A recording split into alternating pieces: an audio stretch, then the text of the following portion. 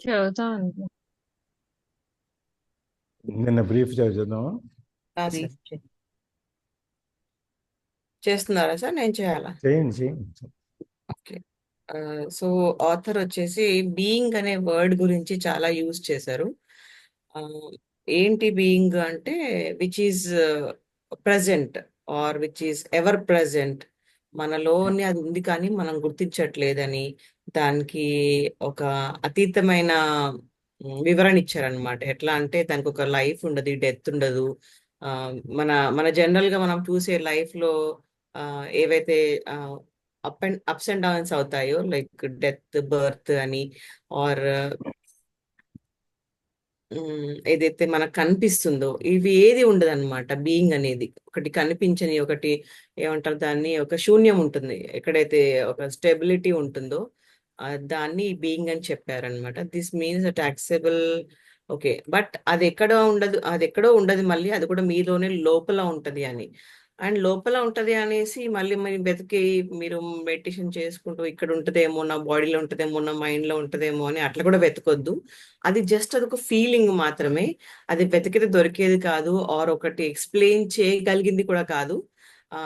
We need to feel it. ఎప్పుడైతే మనం అది ఆ ప్రజెంట్ ని ఫీల్ అవుతామో అప్పుడు మనకు ఆ ఎన్లైట్మెంట్ అనేది రియలైజేషన్ అవుతుంది అనమాట. అది మరి ఇంత ఎటర్నల్ గా ఉంటది, ఇంత ఆ ఏమంటారు, మనకు కనిపించనంత ఉంటుంది, దానికి నాశనం అనేది ఉండదు, దానికి ఆ అంటే దైవత్వం అనే ఒక వర్డ్ కూడా యూజ్ చేస్తారు ఆయన. సో ఇదంతా ఉన్నప్పుడు మరి దాన్ని దేవుడు అనొచ్చు కదా అని మనం అనుకుంటాము. కానీ మళ్ళీ దేవుడు అంటే ఆ దేవునికి మళ్ళీ మనం ఒక రూపం ఇచ్చేసాం అనమాట, ఒక రిలీజన్ అంటే అంటగట్టేసాము. ఈ దేవుడు ఇట్లా ఉంటాడు, ఆ దేవుడు ఇట్లా ఉంటాడు అనేసి. ఎక్కడైతే మళ్ళీ అంత అంటే ఆ దేవుడని తెలిసినా కానీ మళ్ళీ దాంట్లో నా దేవుడు, నీ దేవుడు అని, ఈ రూపం ఆ రూపం అని, ఇట్లా వేరియేషన్స్ వచ్చేసి అసలు ప్రాపర్ గా దేవునికి ఒక ప్రాపర్ మీనింగ్ అంటూ, ఒక పవిత్రత అంటూ లేకుండా చేసినాము. అందుకే ఒక వన్ ఆఫ్ ద రైటర్, ఒక పెద్ద రైటర్ నీష్ అనే అతను ఏమంటాడంటే గాడ్ ఈస్ డెడ్ అంటే ఇక అసలు ఆ, భగవంతుడు అనేవాడు చనిపోయాడు అనేసి. అంటే అంత లోతుగా అర్థం చేసుకునే మనుషులు లేరు, దానికి వాల్యూ ఇచ్చే మనస్తత్వం జనాల్లో లేదు కాబట్టి ఇక ఇప్పుడు దేవుడు లేడు అని ఆ, తను తన మాటల్లో గాడ్ ఈస్ డెడ్ అని యూజ్ చేసి చెప్తాడనమాట. ఇక ముందు చూద్దాము. చదవండి. The word God has become a closed concept. The moment the word is uttered, a mental image is created. No longer, perhaps, of an old man with a white beard, but still a mental representation of someone or something outside you. And yes, almost inevitably a male ఇన్ఎవిటబుల్లీ. someone, inevitably a male someone or something. So God అనేది ఒక close concept. అంటే ఎవరి వాళ్ళకు వాళ్ళ వాళ్ళ boundaries ఉన్నాయి. ఇప్పుడు హిందువులు అంటే నా గాడ్ ఇట్లా ఉంటాడు అని ఒక కాన్సెప్ట్ ఉంది. అట్లాగే ముస్లిమ్స్ అని, ఎవరి రిలీజియస్ వాళ్ళకి, మళ్ళీ రిలీజియన్స్ లో మళ్ళీ వాళ్ళకి సెపరేట్ సెపరేట్ గాడ్స్ ఉండడం, లేకపోతే వాళ్ళు అనుకున్న రూపాన్ని చూసుకోవడం గాడ్ అనగానే. ఆర్ ఇప్పుడు ఇక్కడ మెయిన్ గా ఏమంటున్నారంటే మనకు ఒక రూపం వచ్చేస్తుంది. అది స్పెషల్లీగా మన గాడ్ అనగానే ఒక మేల్ రూపం మాత్రమే గుర్తొస్తుంటది ఎక్కువ మట్టుకి. చాలా మట్టుకి మేల్ రూపంగా మనం గుర్తు పెట్టుకుంటాము. ఇప్పుడు జీసస్ అని, బుద్ధ అని, లేకపోతే మన శంకరుడు అని, లేకపోతే విష్ణుమూర్తి అని, ఇట్లా ప్రతి ఒక్కటి ఎక్కువ మట్టుకు మనకు గుర్తొచ్చేది మేల్ స్వరూపం. అండ్ దీని వల్ల ఏంటంటే మనకు యాక్చువల్ గాడ్ కి నిర్వచనం మనకు దొరకకుండా పోయిందనమాట. And yes, it's almost inevitable a male someone or something. ఇప్పుడు మనకు మనకు లింగ రూపం ఉంటుంది. ఒక స్టోన్ లో మనం దేవుణ్ణి వెతుకుతాము, అంటే ప్రతి ఒక్క దగ్గర మనం దేవుణ్ణి వెతుకుతాము, ఆర్ ఒక రూపాన్ని ఆపాదించి కూర్చుని అనమాట. సో ఇక్కడ నాకు ఒకటి గుర్తొస్తుంది, మన నిర్వాణ శతకం అని శంకరాచార్యులు ఆ, తను ఒకటి శ్లోకం రాశారు. ఒక్కసారి చదువుతాను నేను. యా. ఓకే. మనోబుద్ధ్యహంకార చిత్తాననాహం న శత్రోష్ణ జిహ్వా న ఘ్రాణ నేత్రి న చ వ్యోమ భూమిర్న తేజో న వాయు చిదానంద రూప శివోహం శివోహం.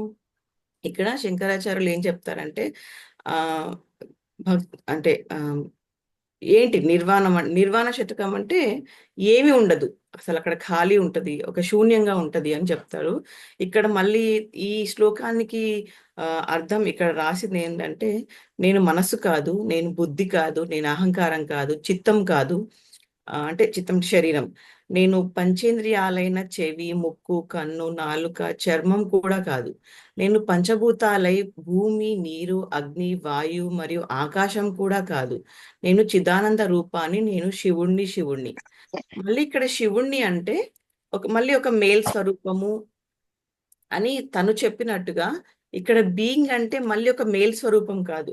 అట్లా అని శంకరాచార్యులు కూడా శివుడు అంటే తను ఒక మేల్ స్వరూపం అని తను కూడా చెప్పినట్టు నాకు అర్థం అయింది ఇప్పుడు. అంటే ఇంతకుముందు ఒక శివుడు అని చెప్పిండు అంటే తను ఒక డమరుకం పట్టుకొని మెడలో పాము ధరించి అట్లా కూడా కాదు. తను కూడా శివుడు అని ఆ ఒక శూన్య స్థితిని మాత్రమే చెప్పారు, కానీ శివుడు అని ఒక నేమ్ ఇచ్చాడు తప్ప దానికి ఒక రూపం ఏమి ఇవ్వలేదు. సో ఈ శ్లోకంలో అట్లా చాలా ఉంటాయి అన్నమాట. అంటే మనం ఏంటి, మనం ఎవరు అని తెలుసుకోవడానికి తను ఈ పాటలో ఒకసారి మనము తర్వాత చూద్దాము పాట అంతా. బట్ ఇట్లా ప్రతి ఒక్కటి ఇది నేను కాదు, ఇది నేను అంటే ఎక్కడ ఏదైతే కనిపిస్తుందో అది నేను కాదు, ఏదైతే కనిపించదో అది నేను అని తన శ్లోకంలో తను చెప్తారనమాట. సో అట్లాగే గాడ్ అంటే కూడా ఇది అది అని కాకుండా, ఎక్కడైతే ఒక శూన్య స్థితికి వెళ్తామో మనము, ఎక్కడైతే మనం ప్రజెంట్ లో ఉండి అది ఫీల్ అవ్వగలుగుతామో అది భగవంతుడు అని చెప్పారనమాట ఈ పారాగ్రాఫ్ లో. సార్ మీరేమన్నా యాడ్ చేయండి. మీ శంకర్లు వారు ఆదిశంకర్లు చెప్పిన దాంట్లో అక్కడ ఆ పద్యంలో మేము ఒక చిన్న లాస్ట్లో చిదానంద రూపం శివోహం శివోహం, అదే కదా లాస్ట్లో? నేను చిదానంద రూపాన్ని, శివుణ్ణి. చిదానందం అంటే ఎప్పటికీ ఆనందంగా ఉండేవారు. చిత్ ప్లస్ ఆనందం చిదానందం. చిత్ ప్లస్ ఆనందం అంటే చిదానందం. చిత్ అంటే చిత్తం అంటే మనసు. ఆనందం, మనస్సు ఆనందాన్ని ఎప్పుడైతే పొందుతుందో, ఏది మన భౌతికమైన వాటితో మనకు మనసుకు ఆనందం రాదు, మైండ్కి ఆనందం వస్తుంది, మన బ్రెయిన్కి ఆనందం వస్తుంది. మన ఇంతకుముందు దీంట్లో థింక్ లైక్ ఎ మాంక్లో మైండ్ అంటే మనసు అని చెప్పి మనం ఒక కంక్లూజన్కి వచ్చాం. అందుకని ఇక్కడ కూడా ఆత్మ అంటే బీయింగ్ అనేది కూడా మనం ఒకటి అనుకున్నప్పుడు, ఎప్పుడైతే మన మానసికంగా మనకు ఆ ఆనందాన్ని ఆ తన్మయత్వాన్ని మనకు తెలియకుండానే మనం పొందుతాము, అదే శివోహం, అదే శివుడు, అదే దేవుడు అని చెప్పి ఆయన అక్కడ శంకర్లు చెప్పింది అనమాట. అందుకే ఇక్కడ కూడా గాడ్ అనేదాన్ని మనం ఎందుకు తీసేస్తున్నాం అంటే, ఆ దేవుడు అనేదాన్ని మనం దేవుడు అనగానే మనకి ఏదో ఒక రూపం మన చిన్నప్పటి నుంచి మనకి ఇన్ని సంవత్సరాలుగా మనం మైండ్లో పాతుకుపోయింది కాబట్టి, మన దేవుడు అనగానే ఏదో ఒక రూపం మన కళ్ళ ముందు మన బ్రెయిన్లోకి వస్తుంది. అది అమ్మవారు అవ్వచ్చు, స్వామి అవ్వచ్చు, ఇంకొకళ్ళు అవ్వచ్చు, ఏదైనా అవ్వచ్చు. మనం ఏ దేవుణ్ణి ఏ రూపాన్ని అయితే మనం పోలుస్తామో, మన దేవుడు అనగానే ఆ రూపం మనకు మైండ్లోకి వస్తుంది. ఈ పుస్తకం యొక్క ఉద్దేశం ఏంటి అంటే, వీటన్నిటికీ మూలమైంది, లేకపోతే వీటన్నిటికీ పైన ఉండేది ఒక శక్తి, ఒక అస్తిత్వం అనే ఒక ఆత్మ అనేది, లేకపోతే మీరు ఏదైనా ఒక శక్తి అనండి, ఏదైనా ఉంది. దాన్నే మనం బీయింగ్ అంటాం. అందుకని చెప్పి అవన్నీ నేను దేవుడు ఇవన్నీ నేను ఆ కాన్సెప్టే లేదు. ఇప్పుడు నేను ఆత్మ గురించే మాట్లాడతాను, నేను ఈ అస్తిత్వం గురించి మాట్లాడతాను అని చెప్తున్నాను. చూద్దాం. Neither God nor being nor any other word can define or explain the ineffable reality behind the word. So the only important question is whether the word is a help or a hindrance in enabling you to experience that toward which it points. Does it point beyond itself to that transcendental transcendental transcendental reality, or does it lend itself too easily to becoming no more than an idea in your head that you believe in, a mental idol? ఇక్కడ again మళ్ళీ తనే అంటున్నారు, God కానీ నేను use చేసే being అనే word కూడా ఏది చెప్పదు ఇది ఇది అని. కానీ ఆ, ఇది నేను ఎందుకు ఇది యూజ్ చేశానంటే అట్లీస్ట్ గాడ్ అనగానే మనకు ఒక రూపం కనిపిస్తుంది, కానీ బీయింగ్ అనగానే ఏ రూపం కనిపించదు.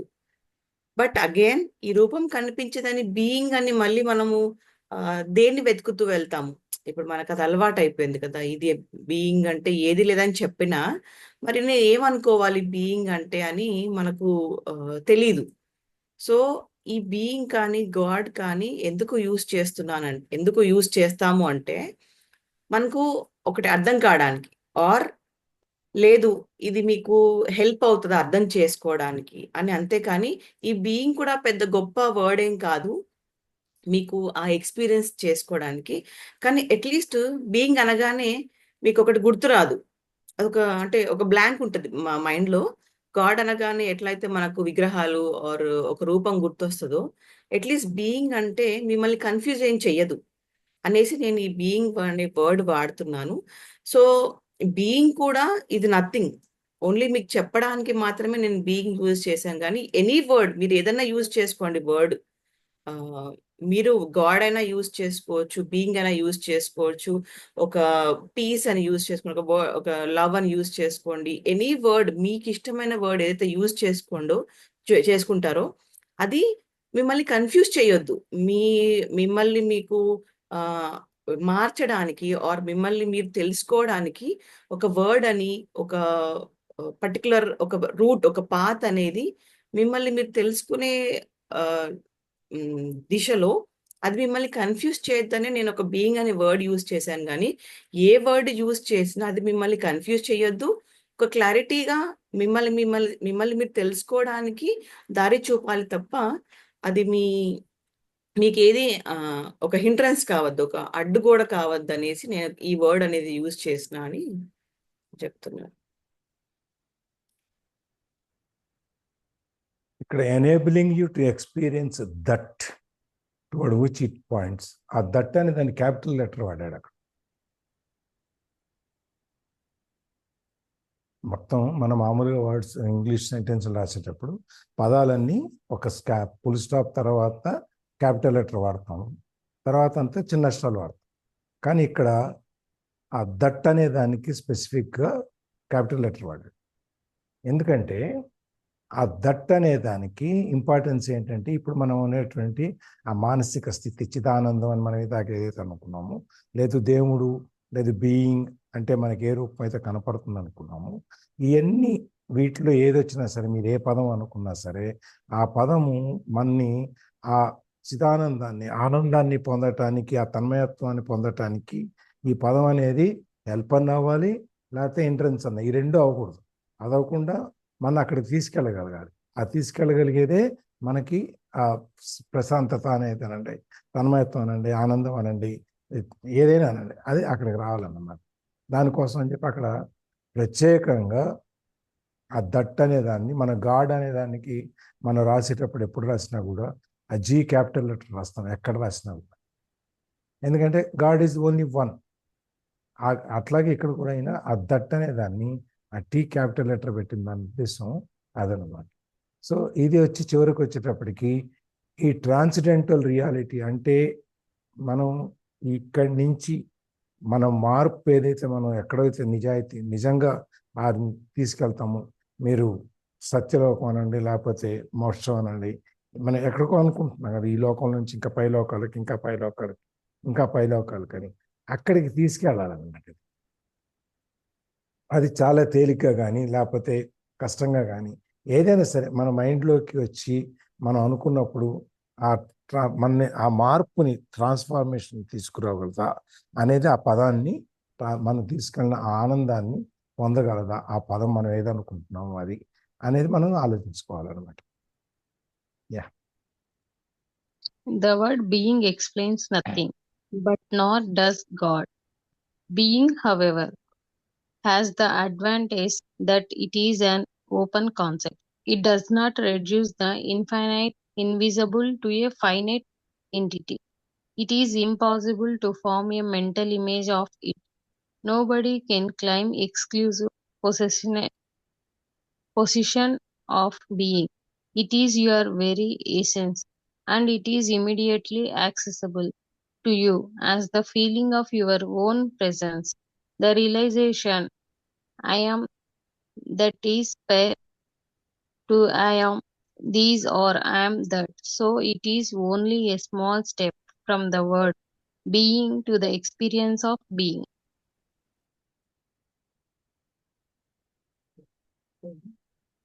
ఓకే. ఇప్పుడు ఇంతకుముందు అనుకున్నట్టు బీయింగ్ అనేది ఏం చెప్పదు. అట్లాగే గాడ్ అనే వర్డ్ కూడా ఏం చెప్పదు. కానీ మనం దాన్ని గాడ్ అనే దాన్ని మనం ఒక రూపంగా మార్చుకున్నాం రాను రాను. అంటే ఫస్ట్ ఉన్న గాడ్‌కి అంటే ఫస్ట్ ఉన్న గాడ్‌కి ఒక మీనింగ్ ఉండింది. రాను రాను అది ఒక రిలీజియస్‌గా, ఒక మతంగా, ఒక గ్రూప్ ఆఫ్ పీపుల్‌గా మాట్లాడుకునే దానిగా, ఒక రూపంలాగా, ఒక ఆధ్యాత్మిక అంటే పర్టిక్యులర్ ఒక పాత్ లాగా అయిపోయింది ఎవరిది వాళ్ళకి. అట్లాగే బీయింగ్ కూడా ఇప్పుడు కావొద్దు అని దానికొక ఎక్స్‌ప్లనేషన్ అంటూ తనేం చెప్పట్లేదనమాట. సో, గాడ్ కానీ, బీయింగ్ కానీ దానికి ఎలాంటి మీనింగ్ లేదు. Being however has advantage that it is an open concept. So, being అనేది ఇప్పుడు ఓపెన్ కాన్సెప్ట్. మీరు దానికి ఏ రిలీజియన్ ఆపాదించలేరు. అంటే ఇదొక షేప్ ఉంటదని మీరు దాన్ని చెప్పలేరు. ప్లస్ దానికి ఒక రిలీజియన్ అంటగట్టలేరు. ఆర్ దీనికొక రూపం ఇచ్చేసి ఇది నాది అని చెప్పుకోలేరు. ఇదిప్పుడు ఇప్పుడు శంకర్ భగవంతుడు అంటే ఈ వైష్ణవుడు మావారు, జీసస్ మావాళ్ళు, బుద్ధుడు మావాడు అని ఒక పర్టిక్యులర్ కోవకు చెందిన జనాలు ఇది నాది అని చెప్పుకోలేరు. ఇట్లా బీయింగ్‌కి. అందుకే నేను బీయింగ్ అని వాడాను. And nobody claim exclusive possession of being. Same thing. నాది అని ఎవరు చెప్పుకోలేరు. And it is your essence that it is immediately accessible to you as a feeling of your own presence. So, ఇది ఎవరంటే వాళ్ళు అంటే ప్రతి ఒక్కరు తన ఓన్‌గా చేసుకోవచ్చు బీయింగ్ అనేది. అంటే ఇది నాది అని ఎవరైనా చేసుకోవచ్చు. ఇది నీది అని చెప్పకుండా నాది అని ఎవరైనా పొసెస్ చేసుకోవచ్చు దాన్ని. And it is very essence that it is immediately accessible and realization that I am the prior to I am this or I am that. So, ah, so ఇది ఎంత ఈజీ అంటే గాడ్ అంటే అక్కడికెళ్ళాలి, ఇక్కడికెళ్ళాలి are ఇది ఇట్లా చేస్తేనే ఆ God నా దగ్గరికొస్తాడు. లేకపోతే నేను గాడ్ నాకు కరుణిస్తాడు. లేకపోతే నేను గాడ్‌ని చూడగలుగుతాను అని ఒక ఏదైతే మనకు ఇంప్లాంట్ అయ్యిందుందో మన మైండ్‌లో అట్లా కాకుండా ఇది బీయింగ్ అనేది మనకి ఇమ్మీడియేట్‌గా అనమాట. మనము అని చెప్పుకోవడానికి, నాది అని చెప్పుకోవడానికి ఈజీగా ఉంటది. అండ్ నేను ఇది, నేను అది అని కాకుండా అంటే నేను శైవుడిని, నేను వైష్ణవుడిని ఆర్ నేను అంటే రిలిజియన్ వైస్‌గా మనం ఏమైనా చెప్పుకోగలిగితే మేము ఇలా ఉంటాము, మేము అలా ఉంటామని చెప్పుకోకుండా నేను ఇది అని నాది నేను చెప్పుకోవడానికి ఈజీగా ఉండే word being. So, it is only a small step from the word being to experience of being. So, ఈ బీయింగ్ అనే ఎక్స్‌పీరియన్స్ చేయడానికి ఎక్కడో వెళ్ళనవసరం లేదు. ఏదో సాధించే అవసరం లేదు. జస్ట్ ఒక చిన్న స్టెప్ అన్నమాట. మనలో మనం లీనమయ్యి మనం ఏంటి అని తెలుసుకున్న నాడు అది చాలా easy to know what is being. నేనేంటి అని తెలుసుకోవడానికి బీయింగ్ అనే వర్డ్ చాలా యూజ్ అవుతది అని చెప్తున్నారు. సో, ఇక్కడ పాజ్ చేసి మళ్ళీ ఒకసారి రివైజ్ చేసుకొని అసలు అదంటే ఏంటి? నేను అంటే ఏంటి? బీయింగ్ అంటే ఏంటి? మనము అంటే ఏంటి? ఒక స్థిరత్వం అంటే ఏంటి? గాడ్ అంటే ఏంటి? అని దీని గురించి మాట్లాడుకోవచ్చు. అది మనం ఎక్స్ప్లెయిన్ చేసుకుంటూ వస్తున్నాం కాబట్టి కాన్సెప్ట్‌ని మనం పాజ్ చేయక్కర్లేదు. పాజ్ మళ్ళీ చేసిన అవసరం లేదు. మనం డైరెక్ట్‌గా వెళ్ళిపోదాం. కాకపోతే ఒక్కసారి చేయాలనుకుంటే బట్ ఇంతసేపు ఎక్స్ప్లెయిన్ ఒక్కొక్క పారాగ్రాఫ్ చేసుకుంటూ వస్తుందండి. మీ ఇష్టం చేయాలంటే చేయండి. అంటే మనం డిస్కషన్ చేసుకుంటే ఇంకొంచెం లోపలికి వెళ్ళిపోతుందేమో మొన్నట్లా. Okay, right. ఇంకెవరైనా యాడ్ చేస్తే. ఇప్పుడు దాకా చెప్పిన దాంట్లో ఇంకెవరైనా షేరింగ్? మీరేంటి వీడియో ఆఫ్ చేశారా? ఎవరు సార్? మీరే. లేదే. ఓకే. చూడలేదు. పర్వాలేదు. ఎవరైనా దీంట్లో షేరింగ్ ఇక్కడ ఈ ఆ బీయింగ్ గాడు అనే దాంట్లో ఏదైనా ఎవరైనా ఏమైనా? లక్ష్మీదేవి గారు, మనోహర్ గారు, ఓటు రమాదేవి గారు, మనోదర్ గారు మీరు ప్రయత్నం చేయండి. ఐలా గారు, అరుణాకరణం గారు. కరణం గారు లిస్టులో వెనకాలంటే మళ్ళీ ముందుకు వెళ్ళిపోయారు. లేట్గా వచ్చా సార్ అందుకని ఇప్పుడు మీరు మాట్లాడేటప్పటికి ముందుకు వచ్చేసారు. ఎవరైనా ఇందులో ఒకసారి పూట అయిపోయిందంత కూడా మీ నోటి ద్వారా కొంచెం బ్రీఫ్ గా చెప్పండి సార్. ఎందుకంటే మీరు చెప్తే మీ మాటలు మాకు అర్థమైపోతున్నాయి సార్. మేము న్యూస్ లో అన్నిట్లో అందరు చెప్తే అందరి తర్వాత చంద్రబాబు నాయుడు గారు చెబితేనే నాకు అర్థమవుతుంది. అట్లనే ఈ గ్రూప్ లో ఎవరు చెప్పినా మీ నోటమ్మడి వస్తే మాకు వెళ్ళిపోతుంది మైండ్ లోకి. మీరే చెప్పాలి ఇప్పుడు. మీకు చంద్రబాబు నాయుడు గారు అభిమాన నాయకుడు కాబట్టి మీకు ఆయన కాదు సార్, మాకేందంటే నమ్మకం భరోసా ఉంటది సార్. ఇప్పుడు మీరేంటంటే ప్రవీణ గారు పిన్ టు పిన్ లైన్ కి చెప్పేశారు, అయిపోయింది. ఇది మొత్తం కథారూపంలో మొదటి A to Z నీట్గా వచ్చేస్తుంది మీ దగ్గర నుండి, అందుకని సార్. మనం నిన్న చూసినప్పుడు మొన్న దేవుడు ఇవన్నీ లేదు, ఇప్పుడు ది గాడ్ ఈజ్ డెడ్ అని ఒక మాట అనేసాడు ఆయన. దైవత్వం దేవుడు అనేది ఆకారంలో లేదు, తీసేద్దామని చెప్పి తీసేసి. ఎందుకంటే దేవుడు అనేది ఒక క్లోజ్డ్ కాన్సెప్ట్, అది ఇప్పుడు ఆ ఆలోచన లేదు. ఇప్పుడు మనం ఎంతసేపు అంటే ఒక దేవుడు అనగానే దేవత అనగానే మనకు రెండు రూపాలు కనపడతాయి. ఒకటి దేవుడు అనగానే మనం రోజు పూజ చేసే చోట, దేవత అనగానే అమ్మవారు, ఈ రెండే కనపడతాయి. విజయవాడలో ఉన్న వాళ్ళకేమో కనకదుర్గ అమ్మవారు కనపడతారు. నెల్లూరులో ఉన్న వాళ్ళకి మీ ప్రత్యక్ష మీకు అక్కడ ఎవరు దేవత? మీకు అక్కడ చాలా మంది ఉన్నారు కానీ రంగనాయక స్వామి సార్. అది అట్లా ఒక్కొక్క చోట వాళ్ళ లోకల్. ఇప్పుడు తిరుపతి మనం అనగానే ఆంధ్ర తెలంగాణ అనగానే ముందు మనకి తిరుపతి కనిపిస్తుంది. రకరకాలుగా మనం దేవుడు అనగానే మనం ఎవరినైతే నమ్ముతామో లేకపోతే ఎవరినైతే పూజిస్తామో ఆ ఆకారం మన కళ్ళ ముందుకు వచ్చేస్తాం. అది వచ్చినప్పుడు ఏమవుద్ది, మన ఆలోచన విధానం ఏదైతే ఉందో, మన థింకింగ్ ఏదైతే ఉందో అది అక్కడతో అయిపోతుంది దేవుడు అనేటప్పటికి. అందుకని దేవుడు కానీ ఈ బీయింగ్ అనేది ఏదైతే చెప్తున్నామో, ఆ బీయింగ్ అంటే సర్వవ్యాపకత్వం, అన్ని చోట్ల ఉంది, లేని చోటు ఏదీ లేదు అని చెప్పి అనేది ఏదైతే ఉందో, అది దీని వెనకాల ఈ దేవుడు, ఆ బీయింగ్, ఇవన్నీ ఏవైతే ఉన్నాయో ఆ పూర్తి అర్థాన్ని మేము చెప్పదలుచుకున్న ఈ సర్వవ్యాపకత్వం అనే అర్థాన్ని పూర్తిగా ఇవ్వకపోవచ్చు. అది మనం ఆ చిదానందము, ఆ ప్లస్ ఆనందము, మానసికంగా ఆ తన్మయత్వం ఏదైతే ఉందో మనం చేరేదానికి ఈ పేరు మీరు ఏదైనా పెట్టండి, బీయింగ్ అనండి, దేవుడు అనండి, విష్ణు అనండి, అల్లా అనండి, క్రైస్ట్ అనండి, ఏదైనా చెప్పండి, ఆ పదం ఏదైతే ఉందో అది మనం ఆ సెల్ఫ్ యాక్చువలైజేషన్ స్టేజ్, మనం ఏదైతే ఎక్కడైతే మనం పైకి చేరగలుగుతామో దానికి అది హెల్ప్ అన్నా ఉండాలి, అడ్డంకి లేకుండా ఉండాలి. హెల్ప్ చేయాలి, అడ్డంకి లేకుండా ఉండాలి. ఇది ఆ ఎక్స్పీరియన్స్, దాన్ని మనం ఏదైనా సరే మనం అనుభవించాలి. తెలుసుకోవటం వేరు, దాన్ని అనుభవించటం వేరు. అందుకనే మేము చెప్పేటప్పుడు ఎక్స్పీరియన్స్ దట్ ఎక్స్పీరియన్స్, ఆ అనుభవం ఏదైతే ఉందో దాన్ని మీరు అనుభవించండి అని చెప్తాం. మనం యోగా చేసేటప్పుడు కానీ, మెడిటేషన్లో కానీ, ఏదైనా సరే ఒక విషయం మీద మన మైండ్ని, మన బ్రెయిన్ని ఫోకస్ చేసినప్పుడు దాని ద్వారా వచ్చేటువంటి అనుభూతి ఏదైతే ఉందో దాన్ని మనం అనుభవించాలి.